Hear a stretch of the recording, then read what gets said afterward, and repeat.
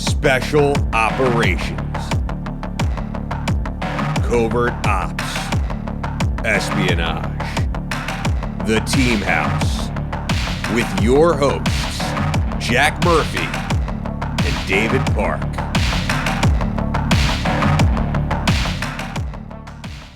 What happened in Moscow? What were you doing there? How did things go down? So after all this kind of craziness, I came back, and then my life got much much more dull. I got promoted. I had some headquarters jobs. My kids got older, and so my daughter and my son, who kind of loved living all over the Middle East, they wanted to come back to America. So took a break from overseas stuff. So I was the deputy ops chief for the Middle East for a time, and then when I received promotion to the senior intelligence service.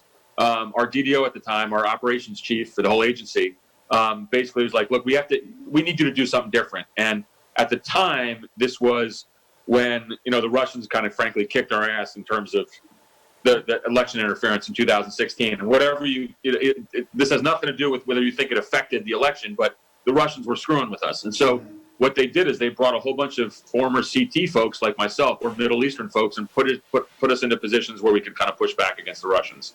So I did not have any Russian experience, but I started off as the deputy operations chief overseeing Europe and Eurasia, which is 2,000 plus officers in 50 countries, but really it was Russia, Russia, Ukraine, Turkey, which of course is easy and has nothing to do with the news. And I thought I was going to be like TDY and going on temporary trips like Paris and Berlin. I never did that.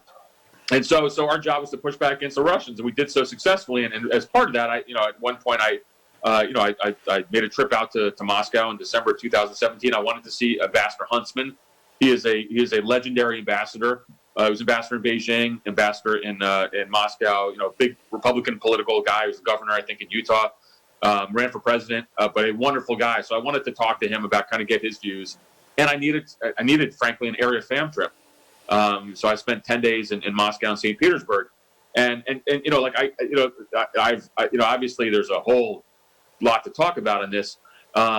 This is something that my going public on this was really uncomfortable for me, but it had to be done based on kind of some medical issues. But ultimately, and I think some people might sound like we're kind of getting a little nutty or not, but there was a whole issue with officers who had been affected by really mysterious illnesses in Havana.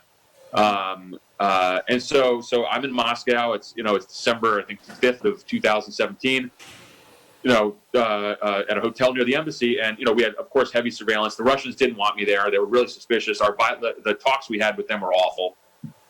They accused me of all sorts of crazy shit. What are you doing here? You're spying on us. And I'm like, I'm a freaking SIS officer. Like I haven't run a fucking SDR in years. I'm not spying on anybody. I'm going to get some dinner at the Pushkin Cafe in Moscow and then meeting with you. But it was very hostile. Relationship was terrible. And so, look, in the middle of the night, I had this event that happened, and it is what it is. And with incredible vertigo and nausea, and something happened to me where I had this tinnitus, and it turned into this kind of years of medical issues. And so ultimately, back up, Mark. Describe exactly what happened to you. What did you experience? Sure. Middle of the night, I was awoken with a start. I had incredible vertigo. This is not being able to even stand up. I was falling over, ringing in my ears, incredible nausea. I thought I was going to vomit. I was, and all I can tell you is after having shrapnel whiz by my head and all the crazy shit I did in the Middle East, I was terrified. Moscow would happen. By the next morning, it subsided a little bit. I made it through the trip, and then I came home, and it started this journey. I missed 4 months of work, and ultimately by July of 2019, I couldn't even get through a full 8-hour day, and I had to retire. And I could retire at 50, wow. But I had to retire. But so I've been through to numerous medical doctors. I have gone through programs at NIH. Fortunately, after some of this press that's come out, I'm going to get to go to Walter Reed, which is Walter Reed is the gold standard of TBI, traumatic brain injury treatment. I'll probably be there with a lot of folks I might have known in the past, in fact. So ultimately, it was an event that happened, and the fact of the matter is there's 40 plus U.S. government officials who have had similar events, whether they're in Havana or China, and now it's happening again. And look, I love the agency. I have dear friends in that place, but our Office of Medical Services, our medical staff is abysmal. It's like the NFL was 15 years ago with TBI. It's probably like the U.S. military DoD was with Gulf War syndrome in the beginning. So something is happening to our folks. Some people can say that I sound like a kook. All I can say is I retired as an SIS-4 who probably was going to be on the 7th floor very quickly. I have a great track record in terms of operations, and leadership and mentoring. There's no reason for me to say any of this stuff, other than something really bad happened, and I think the agency owes us the proper medical care. In terms of culpability, that's a whole separate issue. I think there's an article in GQ which was accurate. There is a strong circumstantial case that using techniques such as geofencing, which is the New York Times had a great article on this in terms of what it means. It's buying ad data where you can track cell phones. And so there's in some of these cases where this happened, there was Russian intel officers in the vicinity. So it's an interesting circumstantial case. So clearly there has to be more done. People always ask me, are the Russians capable of doing this? The answer is, of course. Look what they're doing across Europe now with their assassination campaigns. I mean, there's, Vladimir Putin is there's no constraint on his behavior. But I don't know if it's them. Kind of for me, it was just kind of drawing attention to the 40 plus officers who have been hit in Havana, and a couple of us who this has happened to recently. And all I can say is that going public with this was incredibly difficult and stressful. And look, ultimately, I have a migraine headache 24/7. It's for 3 years. It doesn't stop me from having this conversation right now, but it's chronic pain. Right. And again, I equate it to the NFL and TBI, and as I see a lot of world class doctors. I was just at NIH for a week, and I remember I talked to one of the doctors. I said, look, it's going to take a while to figure out what's going on here. The National Academy of Sciences, NIH, Walter Reed all believe something occurred, and the medical community is kind of coming to consensus. But I said to them, look, I can do a couple things. I can have a couple pops of bourbon like I'm having now, which is really not healthy. But I got my medical marijuana card, so it's now legal in Virginia. And I joke around on this, but the bottom line is there's a lot of people suffering from chronic pain, and that's not new to the DoD community at all. I think when I go to Walter Reed, I'm going to be with a lot of former folks from Virginia Beach and from Fort Bragg. This is what I'm told. But it's new to the agency community, and it's something we just got to take care of. And Mark, just to try to unpack all of this a little bit, because this is such a bizarre, but honestly a fascinating story. The Russians have been fucking around with novel weapon systems going back to the 1950s or 60s, and have continued that development on lasers, masers they were called at one point, microwave weapons, acoustic weapons. They were very interested in the field of psytronics or psychoenergetics, ways of fucking with the human mind, essentially mind control, like the CIA was at one point in the 1950s. Sure. Yeah. There were these organizations were very interested in these things.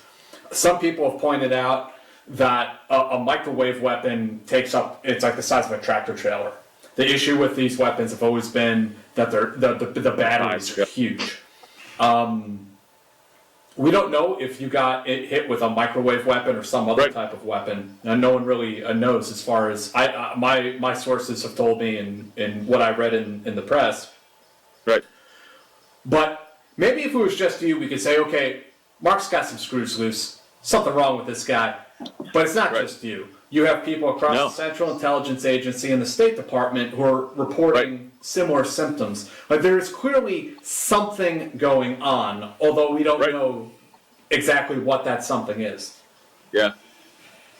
So Jack, you're 100% right. Look, as I've come out in the press on this, which again was quite odd, and I think there's certainly some people probably in the senior leadership of the agency not happy with me, but ultimately, I've talked to a lot of these people. The Havana cohort, I mean, it's terrible.